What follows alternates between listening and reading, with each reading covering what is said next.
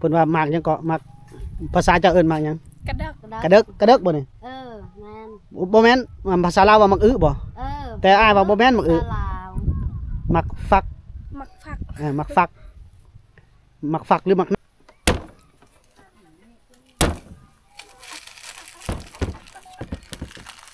แต่ว่าเครื่องปรุงมันบ่ครบมันเลย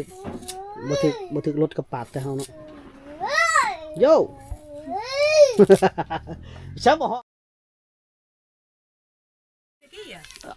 ของกินตำหุงตำกระปุ้นแม่น้องเพิ่นหากะมาแต่ขุดกันบ่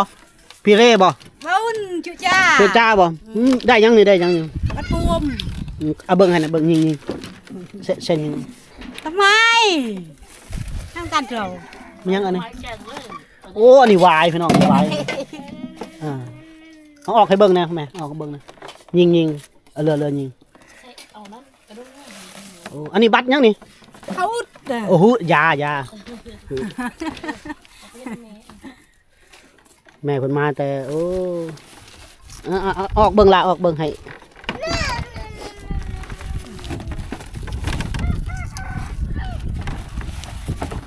แม่มาแต่หากินพี่น้องเอ้ย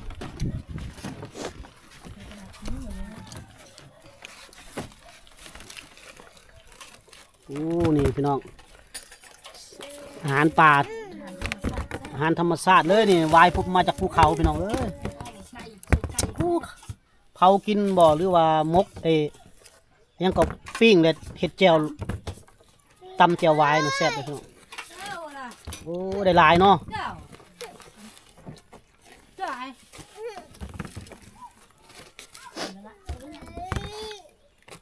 ของป่าได้หลายนะแม่ฮะ หาไปขายไปกินเลยได้เดี๋ยวฮะ หลายเนาะเราได้มาเนาะนี่แหละเพิ่นแต่ละมือแม่มาแต่หาอยู่หากินก็เจ้าจะเอาของประเภทนี้บ่หน่อไม้ก็พวกสารพวกวายประเภทนี้แหละพี่น้อง น้องลาเพิ่นบ่อันนั้นนั่งลงอ่ะ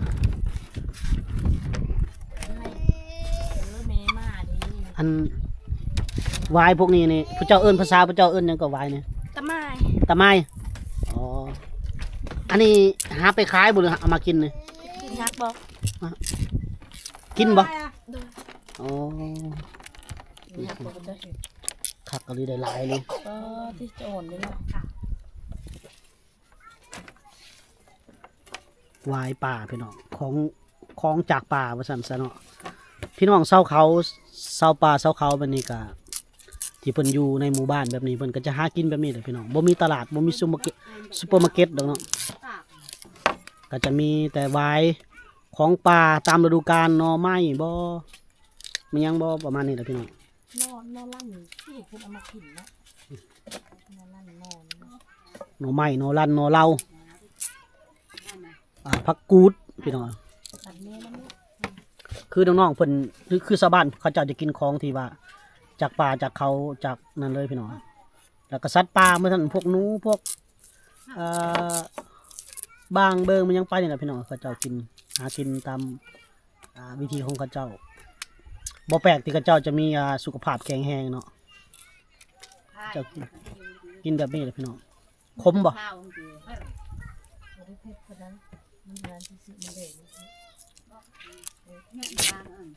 เป็นตาจะกินจำแจ่วเลยเนาะกินเลยก็ได้บ่น้องอันนั้นน้องเนื้อกินเลยได้บ่ปอกเลยกินเลยได้บ่คมบ่หรือบ่คม บุคม ภาษาบรูว่าคมไม่ได้ก็ บุญ บุญแม่นบ่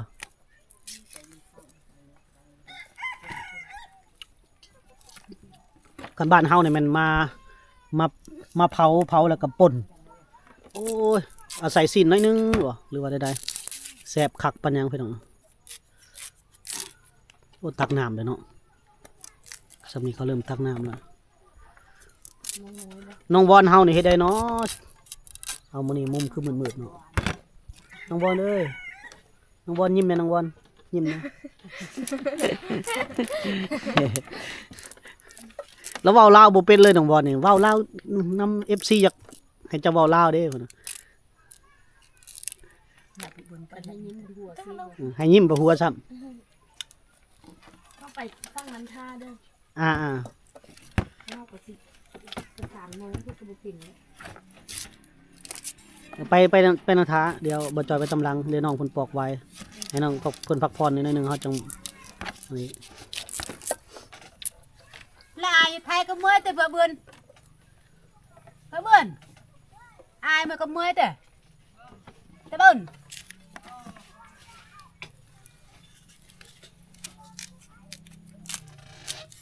เก่งแล้วปอกไว้ก็เป็นนะเพิ่นก็เดี๋ยวมาแล้วย่างมาทางนี้เด้อลงมาว่ามาย่างมาทางพี่เลย ไปเขาสิลงลุกเขาสิไปคุณไหน ย่างมานี้วะย่างมานี้นิดนึงคนสาวผู้ไทยเด้อพี่น้อง มีโฮสติกเด้ มาพี่ย่างมาพี่ ไปยัง สาวผู้ไทยสบายดี สบายดี นี่สาวผู้ไทยนี่ตอนนี้กำลังเฮ็ดหยังเกาะ คือว่า แผ่นเพจ แผ่นเพจ สาวผู้ไทยคนไกลบ้านพี่น้องหรือว่าก ดติดตามในเด้อให้ บ้านฟ้าเนาะฝากไปกดอันนั้นเพิ่นกำลังปังพี่น้อง ปังกันยังทันละกระสร้างรายได้ได้ก็รอ เพิ่งจะผ่านกฎใหม่ๆนะฮะก็ลงคลิป2 อาทิตย์ 2 อาทิตย์ปลายนี่แหละ ตอนนี้มีคลิปเดียวอยู่ เจ้าของผลงานอยู่14 ล้านวิวพี่น้องต่อคลิปเดียวได้ ตอนนี้รุ่นในฮอด15หรือว่า20 ล้านวิวเนาะ สิฮอดอยู่บน บ่ฮอด20น่าจะบ่ไปแล้วน่าจะอยู่ 15 15นี่น่าจะได้แล้ว15นะ จนได้ละ15เพราะว่า14ก็ได้หลายมือแล้ว อ่า แล้วก็ YouTube ก็เฮ็ดคือเก่า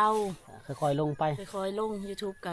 ต่อไปมันอัปเกรดโทรศัพท์ใหม่ แม่น เพราะว่าตัวนี้มันถ่ายมันบ่งามแล้ว มันก็หลายปีอยู่เลย 3 ปีแล้ว 3 ปีแล้ว แต่ว่ามันบ่งามแล้ว มันก็บ่ยังงามละ บ่งามเลยล่ะมันมืด แม่นคือโอ้ยคือบ่จ้อยและสนับสนุนหรือ FC บ่จ้อยก็ได้ ๆว้าวไป ไปสิไป เพิ่นสิไปเก็บ เก็บภาพน้องน้อยพุ่นอีกก่อน เราจะไปลงคลิปเรียวเดี๋ยวพี่น้องเดี๋ยวคลิปช็อตคลิปเรียวเดี๋ยวจะง่าย แล้วเราจะซื้อมีดไปให้เลยเด้อ เอานั่นบ่ ไปที่มันสิมีจักภาษาเราเด้ ซื้อไปเลยบ่มีแล้วบ่ค่อยล่ะไปเบิ่งในกระเป๋าเขาต้อง งามดีเนาะ สออนไวนี่ สะออนหวายแม่ไปฟันเอาแล้วเนาะ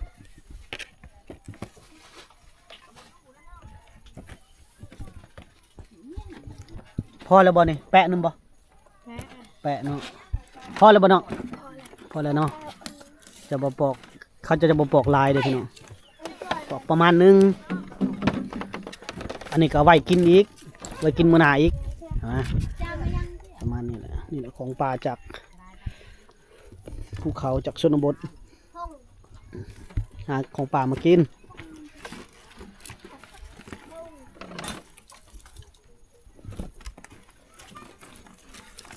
จะยันปักมือเนาะแต่แม่ผลิตเป็นน้ำออกแล้ว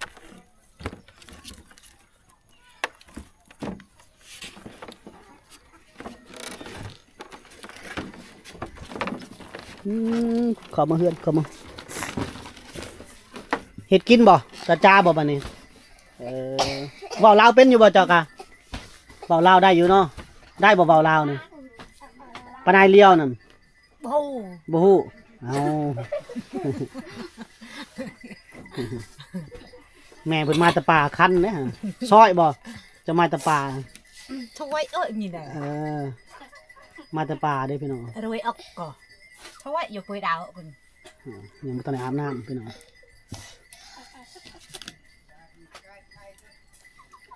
บ่ได้ไปขุดบ่ได้ไปปีเล่บ่ ừ เบิ่นพักผ่อนเนาะมื้อนี้เนาะหน้าตะบุญเปาะนั่นน่ะ chú cha cái dùng hệ mút xăm mà โอ้มื้อนี้วันเสาร์ ờ มื้ออื่นแฮงอยู่เฮือนแล้วมื้ออื่นเนาะ kia rôm bờ nó nhâm kia ปะเด้อมื้อน่ะ rau โอ้ไปล้มอยู่พุ่นมึงบ่ rôm kia tại chạp kia อืมดึงนี่บ่ไปตาจาบ่เก่งโอ้ วันอาทิตย์เพิ่นสิไปรวมเลยคริสเตียนเลยพี่น้องเขาคริสเตียนดูนบ่หมุด3เยียงน่ะ บุญตัวมันก็มาเพิ่นเดี๋ยววะ เป็นหยังจังเข้า เบิ่นน้ำไปโปนไทย บ่ณหมุด3เยียงก็นั่นแหละเดี๋ยวหมุด3เยียง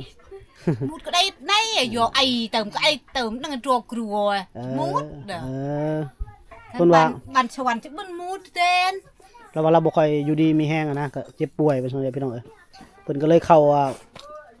คริสเตียน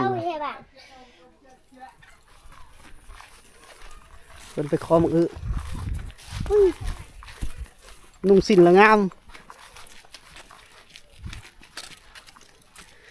บ่จ้อยอยากเห็นแบบนี้แหละพี่น้องเอ้ยนุ่งสิ้นไว้นี่เป็นแบบเฮารักษาวัฒนธรรมฮีดคอง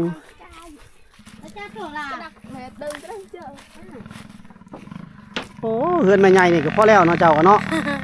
บ้างเอาซาซี่ก็บ่มีเว้ยนั่งนั่นน่ะ อ่า ได้เฮือนก็บ่มี อยู่จักคนเฮือนนี่เบิ่งพี่น้องว่ามีสังกะสีปืดหมดแล้วเนาะมุ้งผ้าบัดเอาบ่ ฮะ นั่งลงนั่งลง อ้าวขนังละ จักคนอยู่เฮือนนี่ เพื่อนเฮานี่ 3 คน 3คนพ่อแม่ ลู ลู ก ก เอา2อยู่กับนายมันลึงยา อ๋อ 3 คนกับผัวเฮา อ๋อ อ อยู่ อยู่นี่นี่ลูกเฮายังน้อยนี่ มาเฮ็ดเฮือนใหม่แต่ก่อนอยู่พุ่น แต่กอกนั่นอยู่ผู้อีเฮือนเฮานี่ไปตั้งไม้อี อ่า เบิ่งซาซี่ก็บ่มีอีก ลำบากเนาะเจ้าก็เนาะ ลำบากแล้ว อันนี้บ่มาขอนี่บ่มาขอบ่นี่ อย่าขออย่าเฮ็ดใส่กับวายอัน เอิ้นหมากหยังก่อนเนี่ย มัก ฮะ มันกระดึก กระเดกอันน้องเพิ่นมาขอเพิ่นว่าหมากหยังเกาะหมากภาษาเจ้าเอิ้นหมากหยัง กระดัก กระเดกบ่นี่ แม่น บ่แม่นภาษาลาวว่ามักอึบ่ แต่อ้ายว่าบ่แม่นมักอึ ลาว มักฟัก มักฟัก มักฟักมักฟักหรือมักน้ำนี่แหละพี่น้องน่าจะแม่นสองอย่างแหละใส่แกงบ่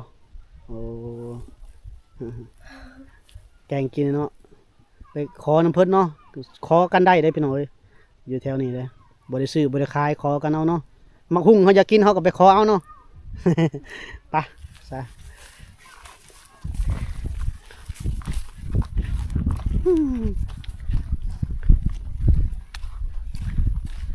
งามบ่มื้อนี้เจ้าแต่งตัวงามบ่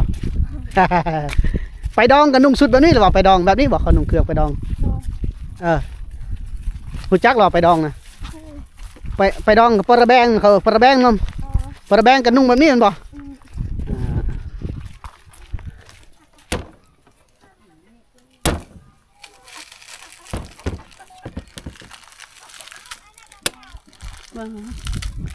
โอ้เขาเจ้าผ้าแบบนี้นะพี่น้องเอ้ย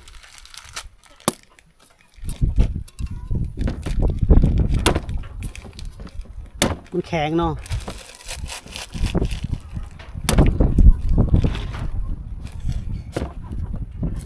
เสียวถึงมือเอามีจิ้มเอา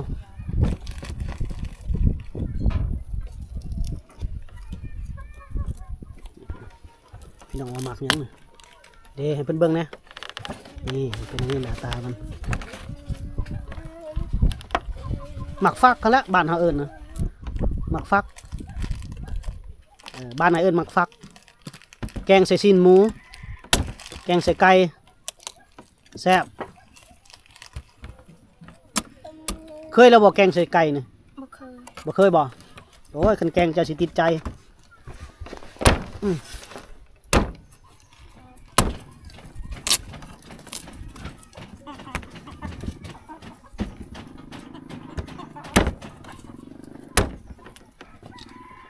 น้องวอนเมื่อแล้วน้องวอน เมื่อไวเลยแล้วก็บ่เข้าใจหนาแบบว่าเฮาเฮ็ดหยังเนาะเขาก็ยังบ่เข้าใจเด้อพี่น้องเดี๋ยวบ่จอยนี่มาเฮ็ดหยังแบบใดน้องเนื้อน่าจะเบิ่งจะคือสิเข้าใจแล้วล่ะตอนไงเข้าใจบ่ที่อายเฮ็ดนี่เข้าใจอยู่บ่อายมาถ่ายนี่เข้าใจอยู่บ่ เข้าใจ เข้าใจแล้วบ่เคยเห็นอยู่บ่ เคยเห็นเคยเห็นบ่อายถ่ายคนอื่น เคย เคยเนาะ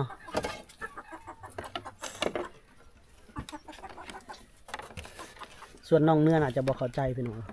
โอ้เพิ่นหลอกเปลือกวันนี้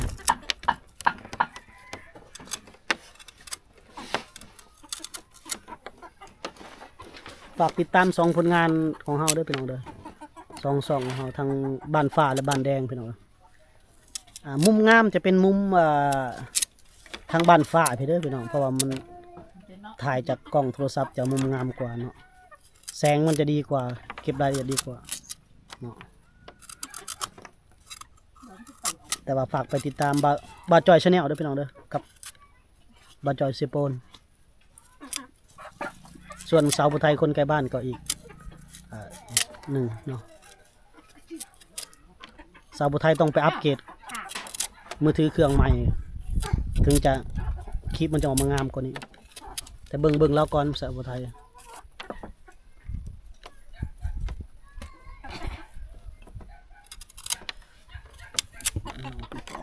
เปลือกแข็งในเปลือกมันเลย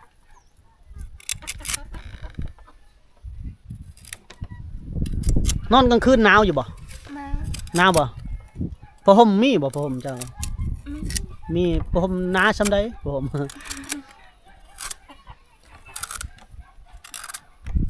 หลังปีใหม่บ่จอยจะหาเวลาหาโอกาสมานอนอยู่หมู่บ้านเขาเจ้า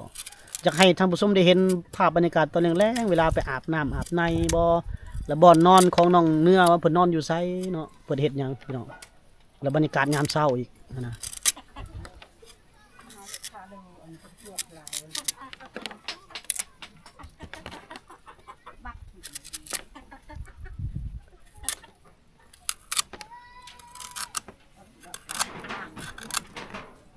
มันแข็งเนาะนี่พี่น้องหลังจากเราปอก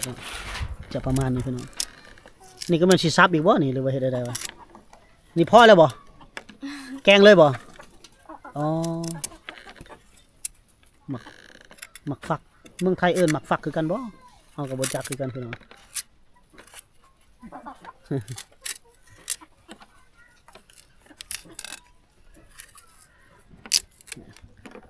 แม่เพิ่นมีลูกสาวงามกับแบบนี้แล้วเนาะแม่เนาะ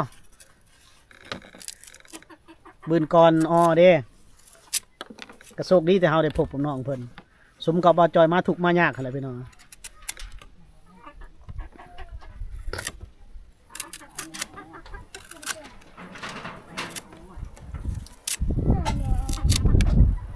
ทรงสไตล์เดียวกับน้องสีดาและเพิ่นน่ะน้องสีดาก็แบบนี้สไตล์การเว้ากันจากันบ้านใดบ้านประยุทธ์น้องสีดายนประยุทธ์สมมุตินี่เอาผัวอยู่บ้านอันนั้นบ้านอยู่บ้านมานายเอาผัวหน้าตาก็คือเจ้านี่แหละคล้ายๆเจ้านี่แหละบุคลิกคือกันเลย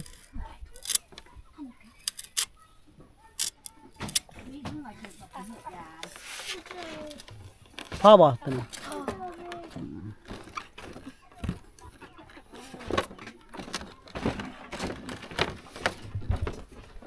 ไปแล้วพี่น้องเลยมาจอยกันน้ำก้นมานี่นะ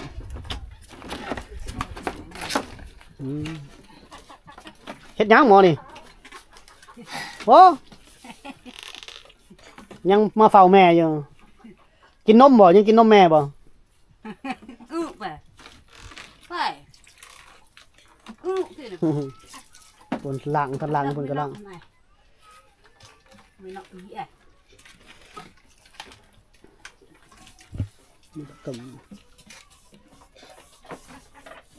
แกงต้มแกงมาดินะเนาะเห็ดกินเห็ดอยู่แล้วเพิ่นแล้วเพิ่นจะอาบน้ำพี่น้อง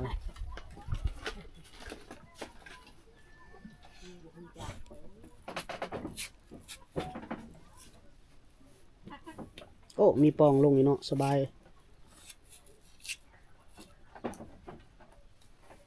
หลังจากที่น้องเพิ่นปอกมาแล้วก็เฮ็ดอีกปอกนึงอีกแล้วก็สิแม่นมาซับเป็นตอนน้อยๆแล้วก็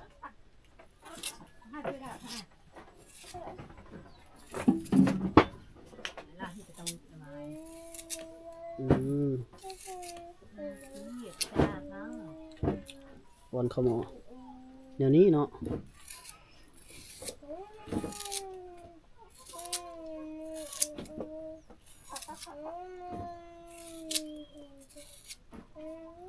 เห็ดกินก็เป็นอยู่เราก็เพียงแต่ว่าเครื่องปรุงมันบกครบมันเลย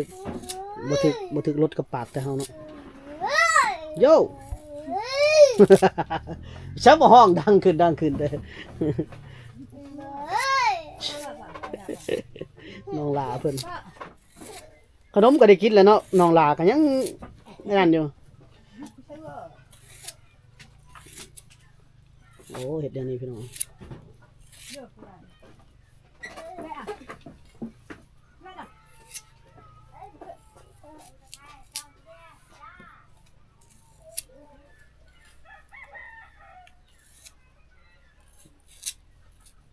กันมีสิ้นใส่เนาะสิ้นไก่บ่หรือเนื้อหมูนี่แซ่บเลยนี่แกงนี่บ่จอยก็บ่ได้ซื้อมาฝากเพิ่นโอ้พี่น้องรายหับก็ยังทันได้พอรอดพี่น้องรายจ่ายก็ยังสูงนี่แหละหาเงินไปใน1 ผัดบ่จอยก็สิอยากอัพโทรศัพท์เป็นสาวผู้ไทยแน่เพราะโทรศัพท์เรามันรุ่นเก่าแล้วสเปคมันต่ำมันบ่รอดเด้พี่น้องเอ้ยเราต้องเอาสเปคดีๆถ่ายมันจะงามมันจะแจ้งชัดดี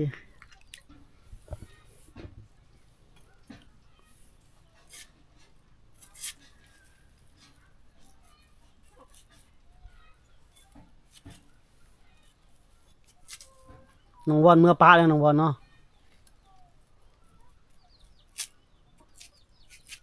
เฮ็ดได้เด้น้องวอนจังเว้าลาวได้เนาะเฮ็ดได้บัดน้องเนื้อคือเว้าได้เว้าลาวคือเว้าได้แน่ ตะดา บ่บัดเจ้าคือเว้าได้แน่เว้าลาวเฮียนเว้าเอาบ่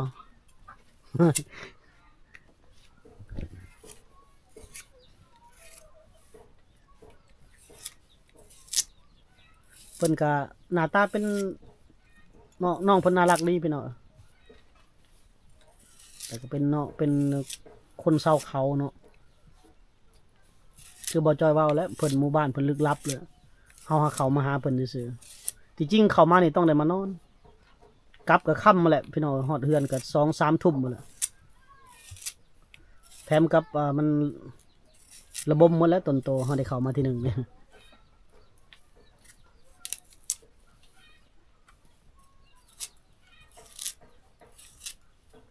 อยู่บ้านม่วนบ่อยู่บ้านนี่ม่วนบ่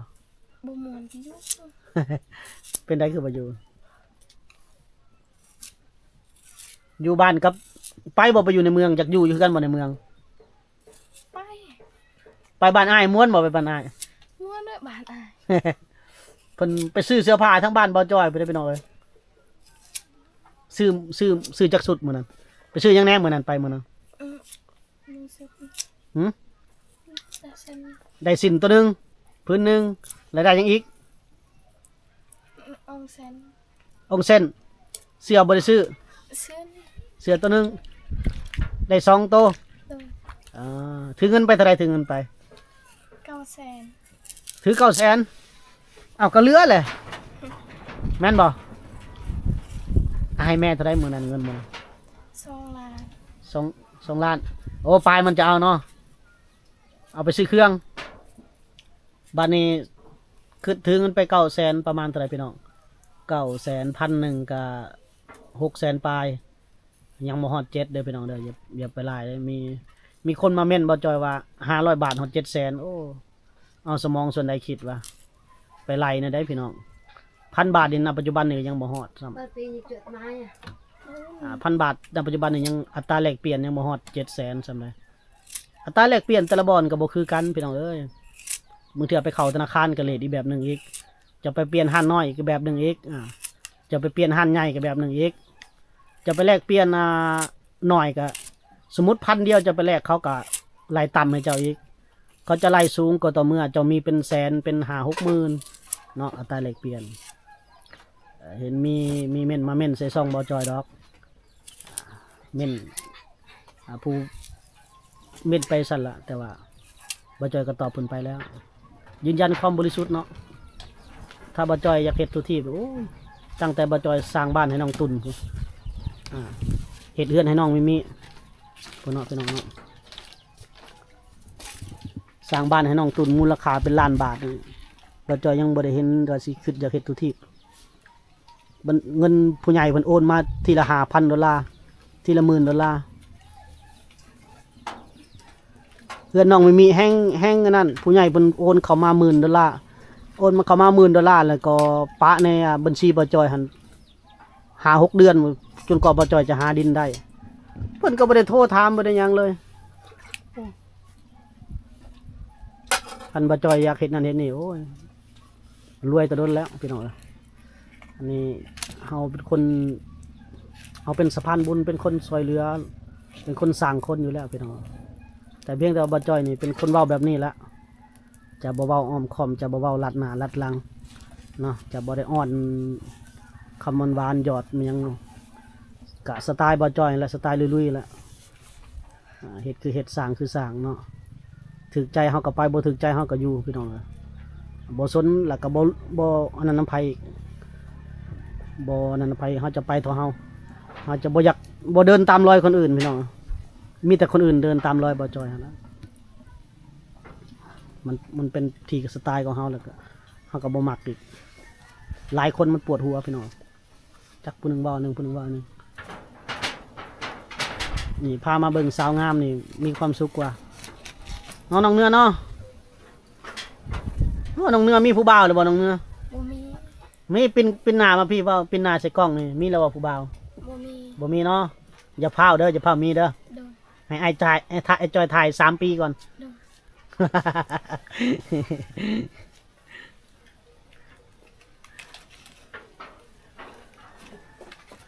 นี่แหละน้องเนื้อบนนี้โอ้ตะหักตะแพงเลยพี่น้อง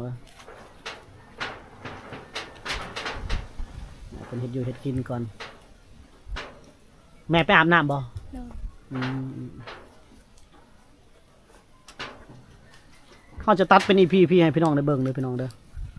สมยาวเลยแหละ